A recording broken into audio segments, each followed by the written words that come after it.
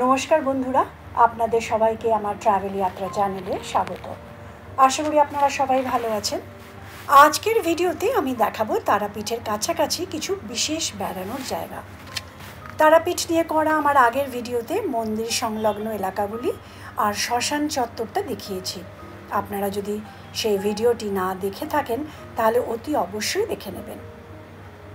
आज এই ভিডিওটি ভালো লাগলে সাবস্ক্রাইব লাইক আর শেয়ার করতে ভুলবেন না। আর আপনাদের মতামত আমার কাছে খুব মূল্যবান, তাই সেটাও দিতে ভুলবেন না যেন। আমরা হাওড়া থেকে গণদেবতা এক্সপ্রেস, যেটা 6টা 5-এ যার ডিপার্চার, ওটাতে রওনা হয়ে রামপুরহাটে পৌঁছলাম 10টা 22 মিনিটে। স্টেশন থেকে বেরিয়ে কোনো অটো দেখলাম না যেটা আমাদের মন্দিরের দিকে যাবে, সেজন্য আমরা একটু বাইরে বেরিয়ে গিয়ে একটা অটো ভাড়া করে আমাদের নির্দিষ্ট হোটেলে পৌঁছলাম।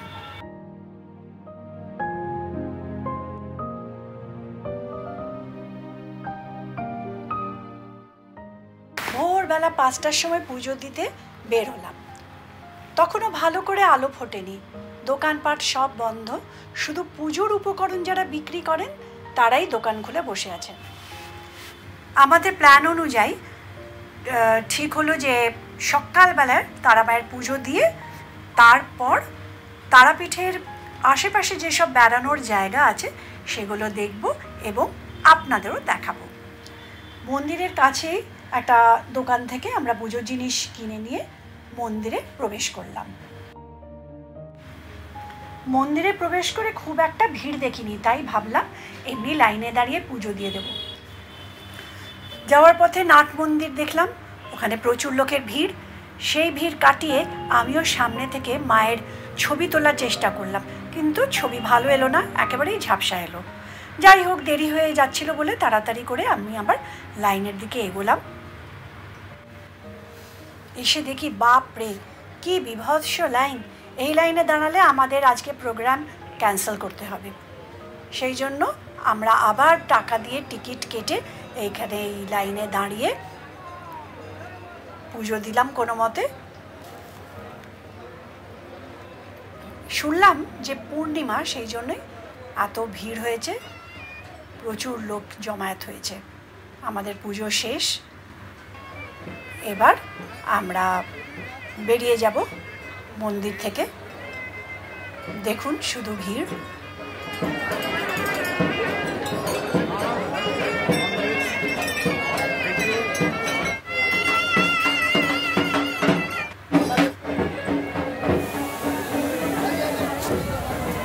আমাদের অলরেডি দেরি হয়ে গিয়েছিল।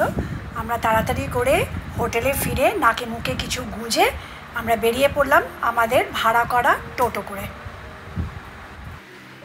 আমাদের প্রথম গন্তব্য সাঁইথিয়া।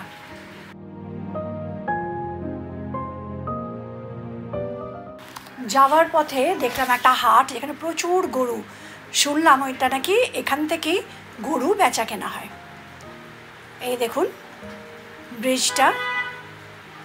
ব্রিজটা, ব্রিজের তলা দিয়ে ময়ূরাক্ষী বয়ে চলেছে, কিন্তু ময়ূরাক্ষীর জল খুবই কম ছিল। রাস্তা তৈরি হচ্ছিল, তার উপর দিয়ে নড়ে চড়ে আমাদের টোটো এসে পৌঁছলো নন্দিকেশ্বরী মাতার মন্দির। এই দেখুন দুই দিকে পুজোর সামগ্রী বিক্রি হচ্ছে। আমরা ভেতর দিকে এগিয়ে চললাম।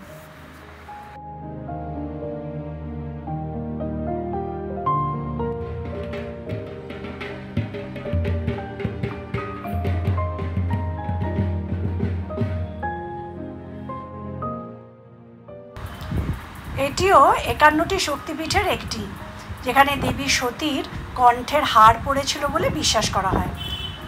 মন্দিরে দেবী সতীকে নন্দিনী এবং ভগবান শিবকে নন্দিকেশ্বর হিসেবে পুজো করা হয়।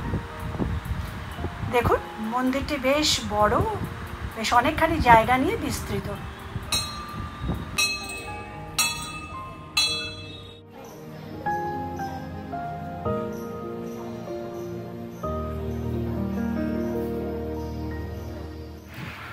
এই যে সামনে যে বট গাছটা দেখছেন, স্থানীয় ভক্তরা একে পবিত্র বলে মনে করে এবং প্রায়শই এই গাছের নিচে মানত করেন ভক্তরা এবং ধর্মীয় আচার অনুষ্ঠানও সম্পন্ন করেন।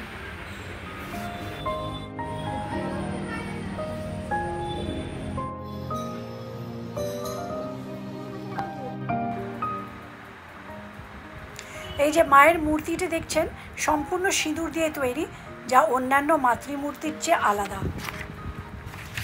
এখানে নানা রকম বিশ্বাসের মধ্যে একটা প্রচলিত বিশ্বাস যে মায়ের পায়ের কাছে একবার এক অলৌকিক ঘটনা ঘটেছিল। স্থানীয়রা মূর্তির পায়ের কাছে সিঁদুর দিতে গিয়ে দেখেন যে মা তার সিঁদুরে রাঙানো পদধূলি মাটিতে রেখে গেছেন।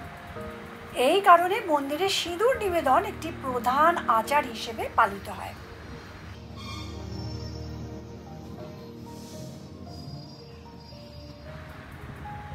এই দেখুন, এটা হলো যাত্রী নিবাস, আশ্রম আর কি। এখানে থাকার ব্যবস্থা আছে? থাকার ব্যবস্থা, খাওয়ার ব্যবস্থা সবই? ও খালি থাকতে পারবে? এখানে বিশেষ উৎসবগুলোর মধ্যে বাসন্তী পূর্ণিমা, শিবরাত্রি এবং নবরাত্রি উল্লেখযোগ্য। তারাপীঠ থেকে সাঁইথিয়া নন্দিকেশ্বরী মাতা মন্দিরের দূরত্ব প্রায় 24-25 কিলোমিটার। যদি অটো রিক্সা করে আসেন তবে সাধারণত এই যাত্রা 1 ঘন্টা সময় লাগে, তবে রাস্তার অবস্থা এবং যানজটের উপরও নির্ভর করে। যাই হোক, আমাদের এই মন্দির দর্শন শেষ করে আমরা এবার মন্দির থেকে বেরিয়ে যাচ্ছি। এবার আমরা চললাম আমাদের দ্বিতীয় গন্তব্যস্থলে, সেটা হলো কঙ্কালীতলা।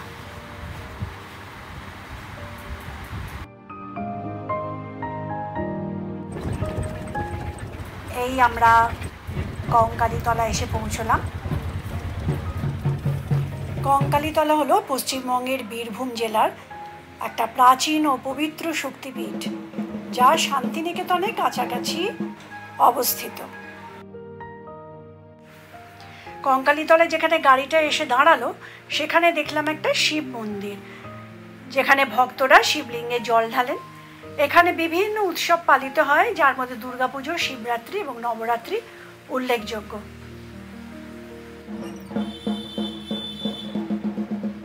এই দেখুন কি সুন্দর মন্দিরটা।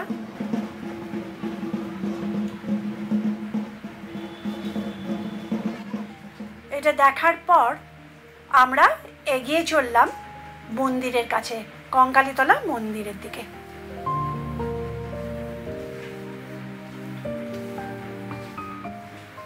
যারা এখানে পুজো দিতে চান, পুজোর সামগ্রী পাওয়া যাচ্ছে। এই আমরা ঢুকলাম মন্দিরের চত্বরে।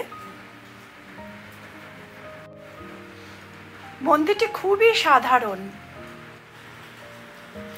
মন্দিরের পাশেই কুণ্ড, শক্তিকুণ্ড, ছোট্ট একটা পুকুরের মতন, সেদিকেই আমরা এগিয়ে যাচ্ছি।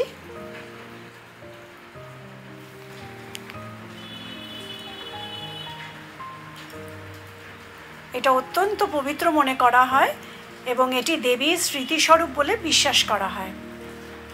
এই স্থানেই নাকি দেবীর কোমরের অংশ পড়েছিল, এখান থেকেই নাম হয় কঙ্কালীতলা। এই আমরা মন্দিরে ঢুকলাম। দেখুন, মায়ের কিন্তু কোনো মূর্তি পুজো হয় না, এখানে একটা পটচিত্র আছে যাকে পুজো করা হয়।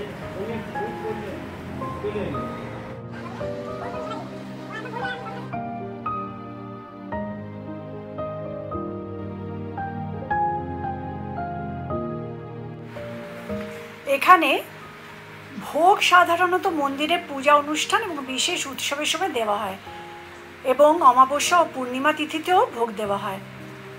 দেখুন, যেহেতু পূর্ণিমা ছিল তাই ভোগ বিতরণ হয়েছে, তাতে খিচুড়ি, লাবড়া, পায়েস ইত্যাদি দেওয়া হয়। ভোগের ব্যবস্থা মন্দির কর্তৃপক্ষ করেন আর ভক্তদের ভোগ বিতরণ সাধারণত দুপুরের পর থেকেই শুরু হয়। আমাদেরও খুব খিদে পেয়ে গেছিল, তখন প্রায় 2-2:30 বাজে। এই যে আদি ভোগ মন্দিরটা দেখছেন, এখানে টাকা দিলে ভোগ কিনতে পাওয়া যায়, তাই আমরাও এখানে ভোগ খেতে ঢুকলাম। কি কি রান্না হচ্ছে এখানে? পায়েস? এটা কি হচ্ছে? ওইটা ভাত। আর এখানে কি রান্না হচ্ছে? আলু পোস্ত। মায়ের ভোগে রান্না হচ্ছে এখানে। এই দেখুন, ডাল, কিছু তরকারি হবে, ভাত। মায়ের আসল ভোগ যেটা পোলাও দিয়েই শুরু করলাম, তারপরে ভাত, আলু পটলের তরকারি, ডাল, আলু পোস্ত দিয়ে খেয়ে খুব তৃপ্ত হলাম। এত সুন্দর স্বাদ, খেয়ে বেরিয়ে পড়লাম আবার আমাদের পরের গন্তব্যে। এখানে বলে রাখি যে আমরা যেহেতু অটো করে এসেছি তারাপীঠ থেকে কঙ্কালীতলা, মোটামুটি 67 কিলোমিটার দূরত্বে। এর পরের ডেস্টিনেশন হলো মাতা ফুল্লরা দেবীর মন্দির।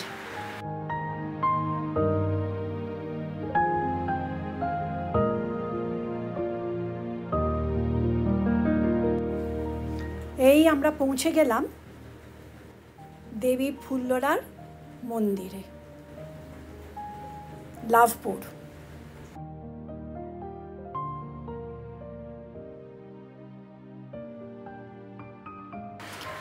আমরা গেট দিয়ে ঢুকলাম,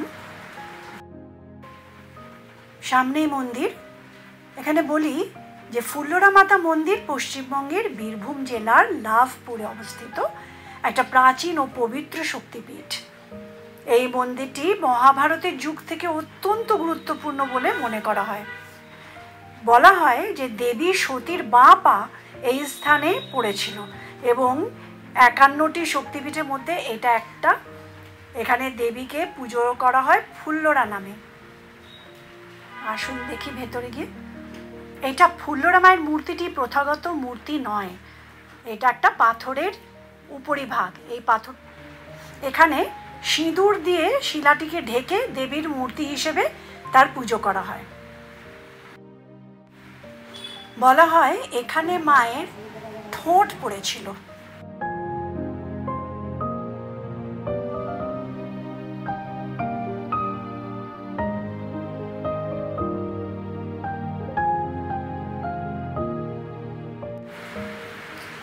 এখানকার স্থানীয় যে বাসিন্দা তাদের মধ্যে এই মন্দিরের গুরুত্ব অনেক বেশি এবং তারা বিশ্বাস করেন যে এখানে পুজো করলে সমস্ত মনোবাসনা পূর্ণ হয়। বিশেষ করে যারা সন্তান কামনায় পূজা দেন তারা ফলপ্রসূ হবেন, এটা তাদের বিশ্বাস।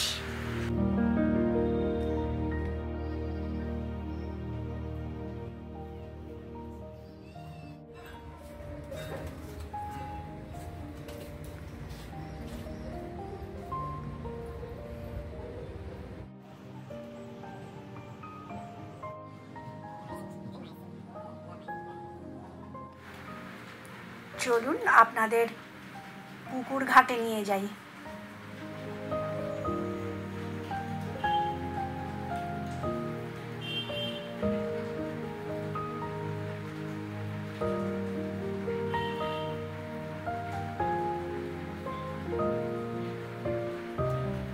এই যে পুকুরটি দেখছেন এটি ফুল্লরা কুণ্ড নামেও পরিচিত। এই পুকুরের জলকে পবিত্র বলে মনে করা হয় এবং ভক্তরা প্রায় এই জলে তাদের পুজো অর্চনার জন্য ব্যবহার করেন।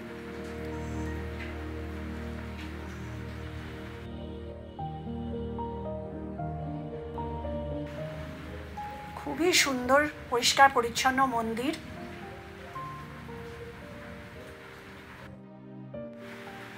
তারাপীঠ থেকে আমাদের মতো যদি আপনারা অটোতে আসেন তাহলে এর দূরত্ব 65 কিলোমিটার।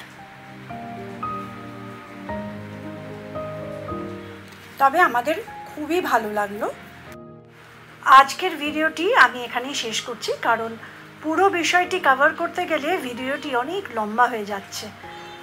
তবে পরবর্তী ভিডিওতে আমরা এর বাকি অংশটা দেখাবো, তাই চ্যানেলটি সাবস্ক্রাইব করে রাখুন এবং নোটিফিকেশন অন করে রাখুন যাতে পরবর্তী অংশটি মিস না করেন। তাহলে আজ আসি, ভালো থাকবেন, ধন্যবাদ।